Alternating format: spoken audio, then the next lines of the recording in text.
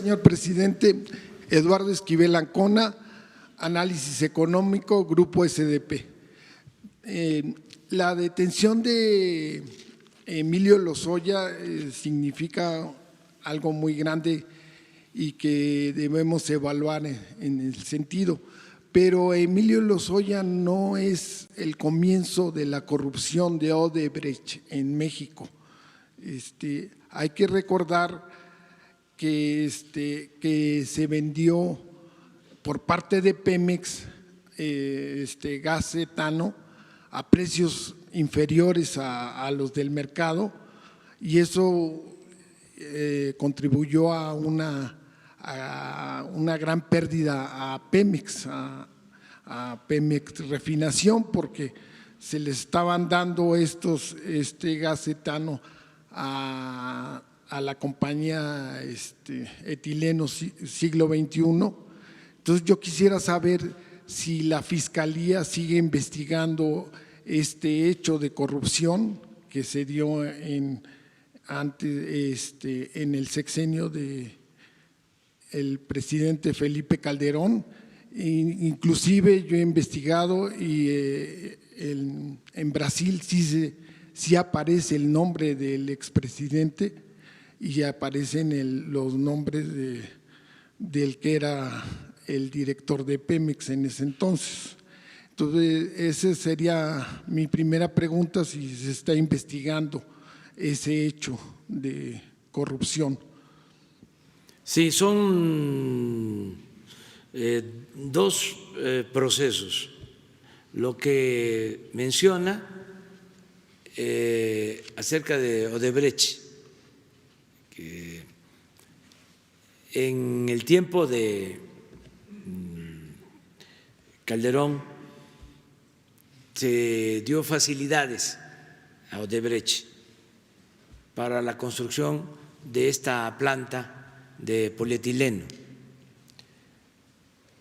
y se les ayudó con créditos de la Banca de Desarrollo de Nacional Financiera, sí. Y además con precios bajos para la obtención de la materia prima, del etileno. Esa es una parte, porque luego se supo de que esta empresa aportó recursos para la campaña del PRI. Ese es un tema. De que había esa liga de Odebrecht con el gobierno, no hay duda. Se conoce hasta de una reunión que llevó a cabo el Consejo de Administración de Odebrecht en Los Pinos. ¿Qué más pruebas pueden haber sobre eso? Y hay otro proceso que tiene que ver con la compra de una planta de fertilizante en la misma zona, en Coatzacoalcos. Esta planta se compra cuando se va a firmar el llamado Pacto por México, que resultó Pacto contra México. Sí se acuerdan, ¿no? Entonces, esa planta de fertilizante se había privatizado, se abandonó la planta durante muchos años y realmente estaba inservible, ¿sí? Ya convertida en chatarra. Y con estas decisiones que toman, porque a veces son privatizadores y en otras ocasiones estatistas, porque en realidad lo que son,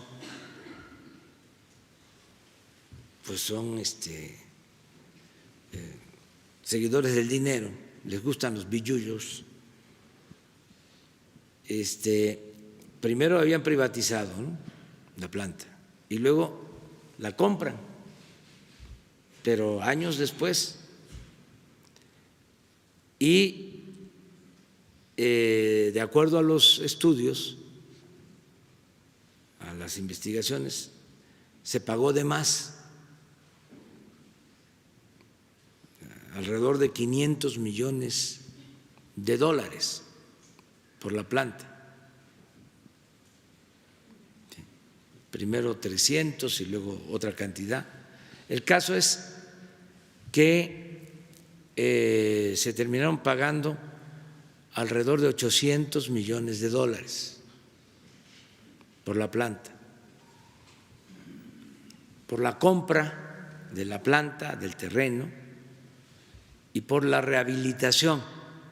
Todavía hasta ahora se está concluyendo. Entonces Pemex tiene una deuda de alrededor de 800 millones de dólares. Esto es lo que lleva a esta investigación, que es otra, son cosas distintas, pero ya es la Fiscalía la que tiene abiertas estas averiguaciones previas. Yo ya no me quiero meter, no sé si son las dos, porque los abogados del señor Lozoya hablan de que el primer caso prescribió, cuando no creo que sea de esa manera, pero ya corresponde a la Fiscalía tratar. Y el segundo caso, pues es el que está, según los abogados del señor Lozoya, en juicio. ¿Sí? Pero es lo que se está ventilando sobre este asunto. Yo no soy abogado, pero a mí me parece un hecho de corrupción que de una empresa pública como es Pemex se venda una materia prima por abajo del costo, ocasionándole pérdidas a la misma empresa y no haciendo otros. Se dejaron de hacer 3 proyectos de infraestructura por subsidiar a… Pues sí, lo que dices es cierto.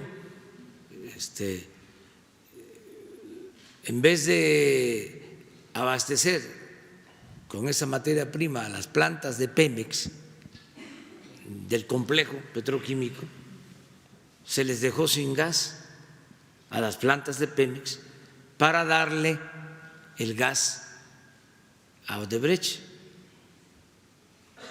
y a precio de ganga preferencial. Entonces, pero eso ya se está viendo.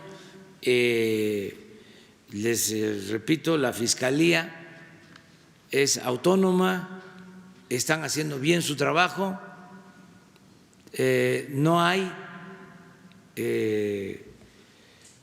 complicidad, no hay impunidad,